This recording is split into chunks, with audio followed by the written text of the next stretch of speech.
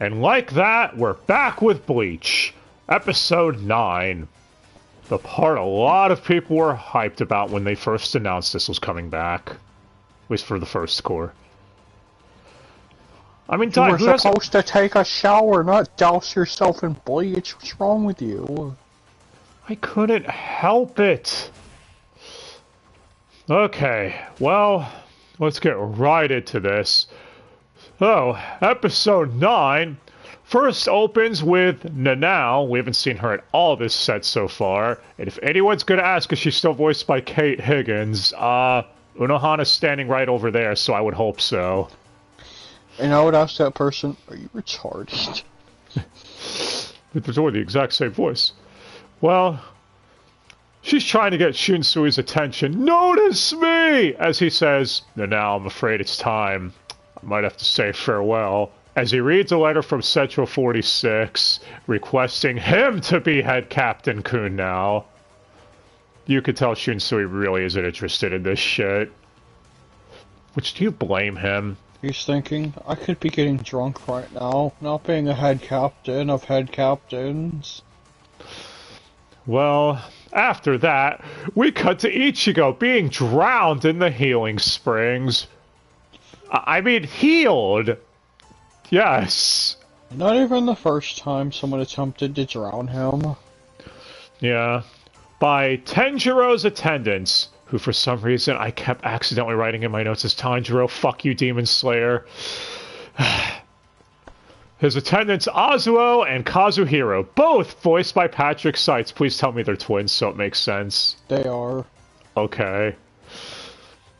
Well, either way, Ichigo's like, we got no one else around that voices big muscle men. Get Patrick Seitz. Yeah. It's not like we're going to have Patrick Seitz or Kenpachi have a major moment for the back half of the episode focused entirely on him. No, that would be silly. Well, Ichigo assures he's fine. He doesn't need to be drowned in the healing spring to heal. And Tenjiro punches him as a test, which Ichigo withstands it. So, he's fine. Satisfied, he believes Ichigo is ready to head off to the next stop. But before that, Renji's here! And he's still half injured, claiming, though, that he's good. Well, he gets tested, too. After he withstands one of Tenjiro's punches, I guess Renji really is good. He's like, okay, I guess you could go with Ichigo. You don't want to be left behind, after all. The two of them are thrown to the next Squad Zero member's castle. Yes, thrown, because even as Ichigo points out, how come you people don't have any other ways to travel here? Welcome to Soul Society. Yeah. Tenjiro then thinks to himself how Ichigo isn't normal and he is a genetic freak. I mean, that he actually responded to one of his lightning-fast punches by reflex alone and even fractured his fist. Tenjiro's fist got fractured. There was a scene last episode where Tenjiro punched Soifone and she couldn't even respond, so implied that Ichigo is even potentially faster than her, just on reflexes. He's fast enough to dodge bullets. That's a good point. Well, then again, I mean, Quincy's probably used guns, so I guess we might find the answer to that question. Well, cut to Shunsui with Central 46, and the only two ones I could really call out here, one is Wallace. Yeah, Renji. Which I don't think he's been double-casted quite a bit. And I'm pretty sure he's been a Central 46 person before anyways. Yeah, and one of the other ones is Patrick Seitz. So you could technically count that as a reprisal, air quotes. Yeah. Not like any Essential 46 has any faces, so who cares? I mean, what?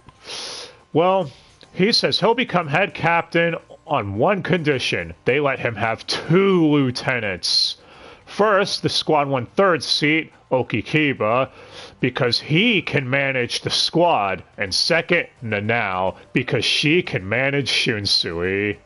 That is more or less how he words it. He words it, I need a babysitter. Basically. I'm like, what? How could you do that? He's like, hey, I mean, you're the ones who said that the captains would be allowed to appoint their own lieutenants, so I'm allowed to have two. Well, they more or less relent on this. But as his first order of business, he wants Kenpachi to learn Zanjutsu. Basically, advanced sword fighting techniques. Central 46, what? But if he learns, then what are we going to do? He could get too powerful for us to control.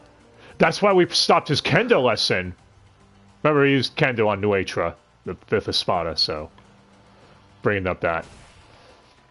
And Shunsui convinces them by saying, well, we kind of need him for the upcoming re-attack or re-invasion, second invasion from the Quincy-Coons.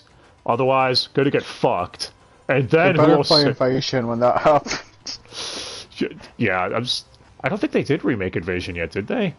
Nope. They're waiting. They're waiting to do it. They know that song's really popular. So, but yeah, he says, like, who will save you then if we get our asses kicked? So that convinces them. Yeah, just threaten them by saying that they'll get killed if they don't let you train Kenpachi, more or less. And he will be trained by Unohana.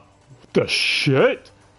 As Shunsui reveals that Unohana was the very first Kenpachi, and her real name is Unohana Yachiru. Yeah, I remember all the way back in, like, around episode 40 or so, where it's revealed that Kenpachi named his lieutenant Yachiru after the only person he ever respected. We're finally getting payoff to that. Also, if it only took 10 years. I mean, what? Yeah. Also, Unohana was in the episode 7 flashbacks as to the First War. Flashbacks. You saw her there. If you knew it was her ahead of time, you could easily tell. Yep. She was the one that cut a guy in half down the middle. Wait, what? Well, we'll get back to that in a bit, though, because we cut back to Renji and Ichigo falling to their deaths at the next castle, as Cone is here. A little more muscular version of Cone, too, because he was experimented on by Squad 12. Remember, he did escape from them. And they use him to stop their fall. Can you believe it, Dai? They're so mean to Cone. What did he do to you? Just living his life as he's meant to, being bullied. Well, they're at Kirio's palace now. Could be worse. He could be being bullied by a child like he was in those filler episodes. You mean, when he was forced to babysit? Yeah. God, some of those... That filler where he was forced to babysit was so fucking dumb. Well, hey, at least he got his own canonical ship. That wasn't canon because it was filler, and that, Clone War arc, or whatever the hell it was. But yeah, so they're at Kirio's palace now, as, she reveals that she's the cook for Soul Society, and that they're here to... Or, not Soul Society, the Royal Palace. And they're here to stuff their faces. As Ichigo and Reggie start eating, but Ichigo feels guilty that everyone else is struggling and training in the Soul Society down below, while they're here in the Royal Palace bathing and eating. And it just doesn't feel right. As Reggie calls him an idiot, saying the bath was to heal them and the food is to replenish their strength so that way they can have really harsh training afterwards. I love how Ichigo's response is, wow, Renji, every now and again, even you can sometimes make sense. Come on, Renji's not that stupid, is he? What? Yes, not. Exactly. Well, suddenly Kirio shows back up, now incredibly skinny, as she explains that everything in the Royal Palace is enriched by the Soul King over the last 1,000,000 years of its history. Oh, they're better than the Soul Society, since they have the Soul King around. Which, yeah, who wants to live in the Soul Society? No wonder Squad Zero never leaves this place. Soul Society gets attacked on a regular basis. They're confused as to why she's so skinny, though, and the best... just think Facum from My Hero Academia. Basically, she uses her spiritual pressure to cook, and it gives her food and enhanced bullshit that replenishes the spiritual pressure of whoever eats it. You know, basically this entire character is more or less what Tabata based Charmy off of in Black Clover, where her food can replenish magic. It's the same equivalent. Yeah. She also explains that every member of Squad Zero had to contribute one way or another to the Soul Society, something that enhanced it in some way, shape, or form, in order to be allowed to join Squad Zero. Her contribution was creating the artificial soul that Soul Society would later use to put into soul candies. Basically cone. But yeah. Would you eat her food, Dai? They keep saying it's really good. We even get a moment of Renji criticize, you know, giving it critical praise. I guess. As much as he can. Yeah. Enough critical praise to make it sound unappetizing to a normie. Yeah, and it's like, what the hell? It's the Food Wars section of it. I don't even know if critical praise is the inaccurate term, but fuck it, it's Renji. So, we're gonna Renji-ize it for you. Well, it's almost like Food Wars. You don't see the food being so good it rips his clothes off or anything. Wait, that would make... that's what the fangirls would want. Yeah. Well, after getting all this exposition, they're about to leave for their next stop. Their next stop, Oetsu Nimaya, the man who created Zanpakuto. Which, this is a point where they changed something from the manga, and I think it worked for the better for pacing. At this point, they would have already gone to his palace and we would have met him, but they decided to delay that till future episode so we could get back to the Kenpachi shit. And focus entirely on that, so... don't die, man. Change that makes sense, though. Speaking of which, Kenpachi and Unohana meet at the Mukin, an underground prison where they can fight freely, unrestricted. Why do you choose to fight? Because Kenpachi's a fight sexual. He doesn't even have his eye patch here, man. Yeah. He left his eyeball... patch! Yeah. Also, the echo effect here is really cool that they put on their voices. Doesn't sound like shit. You know, since they aren't a huge open area. But yeah. Yeah. I mean, if this was an Orient, if this was the Orient, it would sound like shit. They reveal the scars that each one gave to each other in the past, as it's revealed that they fought before. Unohana's is on her chest. It was always concealed by her hair, though, that pesky hair. And we already know where Kenpachi's is, since, you know, it's right there. Fuck face. It's right there, staring at you. Well, Kenpachi says he'll either live as a captain or die here as a criminal, as they confirm that this is a battle to the death. And then they died. Cut to Shunsui monologuing about how Unohana was the founder of Squad 11 and was the one who made the squad the way it is today. But before she was made a captain, she was known as one of the most notorious criminals in Soul Society. She even gave herself the name Yachiru, meaning master of many combat styles. Does that mean Shoulder Lolly is also a master of many combat styles? I wonder. Well, Shunsui then... a small child. Who knows, you could maybe use them as a weapon by throwing them at people or something. Dwarf tossing! Well, he apologizes, realizing one of them will have to die in this fight. As we cut to Isane, finding a letter from Unohana, crying, and Yachiru finding Kenpachi's eye patch, as she's concerned. By the way, this stuff is anime only, with the lieutenants, so, you know. Just so you know. Well... Cut to Unohana and Kenpachi's fight, as she's easily pushing Kenpachi back. And even uses well, this Kenpachi calls it a cheap trick to stab him with a concealed blade, calling him weak.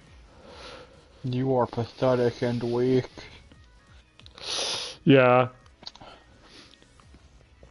He's like, I admired you so much. And she's like, what? I don't give a damn about your admiration. This is a battle to the death. Don't admire your enemy.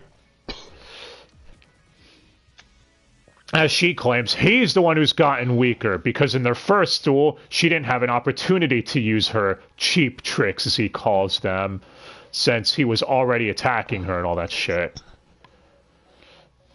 Kenpachi then monologues about how she was the first person he ever feared, and that he could swing his sword at everything, whatever he pleased. People, trees. Yes, I really wonder what he like. Just imagine him in a forest cutting down trees. The fuck. But it was all. Your mic is doing that popping thing. I hate this. I said it.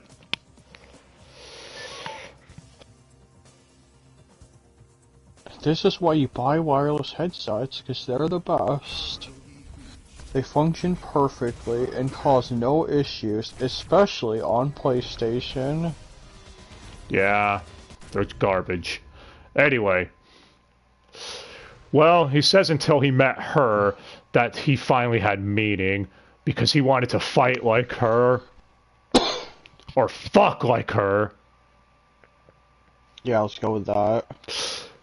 Well, Kenpachi starts crying, thinking he'll die without ever knowing what it's like to beat Unohana. Now just Photoshop an image of Kenpachi's head over any of your waifus, then you can fuck like Kenpachi. What? What? Well, suddenly his throat gets stabbed, and this is something that people still debate on what happened here to this day. Was he imagining it? Because he even implies he might have been imagining how strong her bloodlust was. Or did she stab him and heal him that quickly? Yes. You all decide. Everything at the same time. Well, he snaps out of it, as Unohana's like, you spaced out there for a second, man. What happened? I thought, are you going to take this seriously? It's like, oh, we're just getting started. As Unohana thinks to herself, she won't let Kenpachi die. That at the brink of death, he gets stronger, and that is his flaw. And it is also her greatest sin. And we end the episode there. The part 1 of the fight is done. And the preview is by Unohana, setting up for part 2. Oh, yeah, that was episode 9. And I gotta be honest, I think Patrick Seitz was at his best here as Kenpachi this episode. This is easily where he nailed it 100%, so... Yeah, probably had some practice from Finland. And Kate Higgins also did a really good job as Unohana, making her sound sadistic and sinister when she had to go back to her old Kenpachi ways. So, I think they did a really fucking good job here.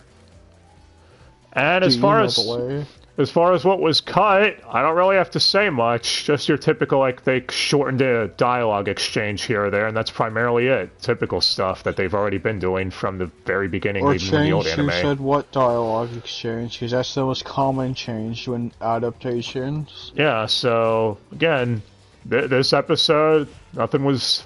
And like I said, they cut one thing to put it in the thing anime much later for pacing. Which also happens a lot in anime adaptations. Yeah, great fucking episode. I think they did a really good job adapting the early parts of Kenpachi versus Unohana. And next time, we're going to get more of that. MVP for this time is easily Patrick Seitz and Kate Higgins. They did really good.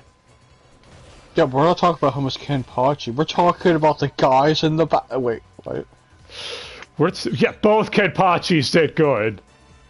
Not better. Yeah, just say the MVP of is Kenpachi, then they'll just be confused. Yep. Well, either way, hopefully you all enjoyed the episode. Also, I think the comedic banter worked really well too. If you notice, the Royal Palace is more laid back and comedic or whatever. Because, I don't know, the atmosphere is done intentionally differently between both places. In Soul Society, you can tell they're basically still trying to get over what just happened. Whereas in the Royal Palace, Squad Zero are still more chill and everything. So, I guess meaning that the Soul King likes that type of atmosphere. It's like, oh, there's no point worrying about it. It's just another fun, great episode. Fun, fun, fun. Exactly. Well, so what you all thought. And if you agree with us. So, till then, we'll be back with more Bleach next time. Hope you have yourselves a great day. No drinking it this time. I don't think you should drink Bleach ever. Exactly. Look what it's doing to you over there. But alright, guys. Thanks again for watching. And until next time.